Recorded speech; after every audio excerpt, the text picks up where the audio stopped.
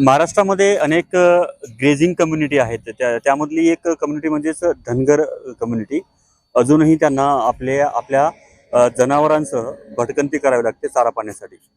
बुलढाणा जिल्ह्यातील काही धनगर समाजाचे ही मंडळी त्यांच्या मेंढ्या आणि बकऱ्यांसह मागच्या वर्षी दिवाळीला ते आले होते इकडं. म्हणजे तिकडचा ज्यावेळेस चारा संपतो त्यावेळेस चाऱ्याच्या शोधार्थ आपल्या मेंढ्याच्या कळपांसह ते वाशिम जिल्ह्यात किंवा तिकडे खाली उतरतात. आणि दरवर्षी पाऊस सुरू झाल्यानंतर साधारणतः जून महिन्याच्या पहिल्या आठवड्यात त्यांचं रिव्हर्स मायग्रेशन सुरू होतं. म्हणजे ते पुन्हा त्यांच्या आपल्या मूळ गावी ते जातात. मात्र यावर्षी जून महिन्यामध्ये पाऊस पडला नाही. जून महिना पूर्ण कोरडा गेला. जुलै महिना लागला तरीही अद्याप पूर्ण जशी बहरायला पाहिजे तशी पूर्ण भरली नाही. तर हे काही बुलढाणा जिल्ह्यातील धनगर बांधव आहेत. दादा, काय सांगाल, कसं असतं तुमचं वर्षभराचं नियोजन? आमचं आता हे कसं आहे, जनावरांसाठी रानूरान हिंडतो आम्ही. कारण का कसं आहे, जनावरांच्या पोटासाठी. तर आता यावर्षी पाऊसच नसल्यामुळं आम्हाला भरपूर अडचण यायला लागली. गावाकडे जायचं म्हणजे हेच नाही, पाऊसच नव्हता गावाकडे इथल्या दिवस. किती दिवसापासून तुम्ही गाव सोडलं? दिवाळीपासून गाव सोडलेलं आहे आम्ही. किती लोक सोबत तुमच्या? आम्ही तरी 10-11 जण आहेत. आणि पूर्ण जनावर किती? जनावर असं 1000 जनावर. आणि कुठपर्यंत तुम्ही गेले? खाली इकडपर्यंत आम्ही हिंगोलीपर्यंत गेलो. हिंगोली जिल्ह्यातून पुन्हा वापस आलो. आता हा तुमचा परतीचा प्रवास आहे? आता हा परतीचा. जसं जसं मार्ग भेटेन जसे जागा भेटेन. गेल्या वर्षी या टायमाला तुम्ही तुमच्या गावाला होता? हो, या वर्षी मागच्या वर्षी या टाइमला आमच्या गावाला होतं.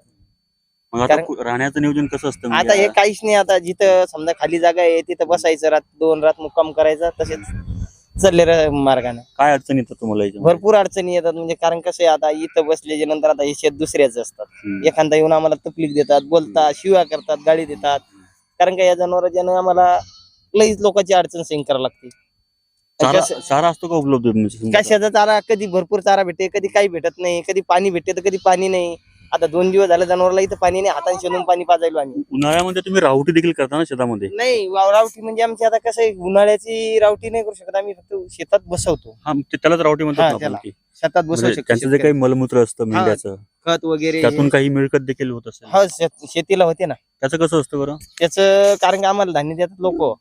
आणि याचं जे मूत्र, 500 मेंढ्या आहेत समजा, 1000 मेंढ्या जर आपल्याला 2-3 एकरामध्ये बसवायच्या असल्या तर मग कसं असतं त्याचं म्हणजे खत? आता आपण शेतीला खत देतो कोणी, आता पहिल्यासारखं खत राहिलं नाही. आता रासायनिक खत नाही. त्याच्याने हे जे गावरान खत आहे, या खताचा जे शेतीला फायदा आहे.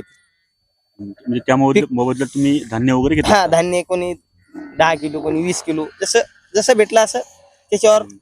मग हे जनावर तुम्ही विकता देखील का? मग इथे हो, विकले जाते ना. एक स्पॉट म्हणजे हे कसं असते, हे जनावर आमचं असते, काही बटाईचं असते. त्याचे 2 असतात. याचा पाड्यापासून याचा हिसाब होऊन गेलेला आहे. आता पुढच्या पाड्याला जेवढे काही 500 हे दिसतात मला मेंढ्या, या सगळ्यांच्या समजा सगळे तुम्ही फक्त सरायला. पाऊस सुरू झाल्यानंतर त्यांचा परतीचा प्रवास सुरू होतो. अद्याप जुलै महिना आला तरी देखील पुरेसा पाऊस घाटमाथ्यावर म्हणजे आपल्या या दख्खनच्या पठारावर झाला नसल्याने पूर्ण फुलले नाहीत. या टायमाला ते त्यांच्या गावी असतात. मात्र अजून देखील चारा उपलब्ध नसल्यामुळे पावसाअभावी त्यांना वाशिम जिल्ह्यातील माळरानावर असं राहावं लागत आहे. अनेक अडचणींचा सामना त्यांना आजही सामना करावा लागत आहे.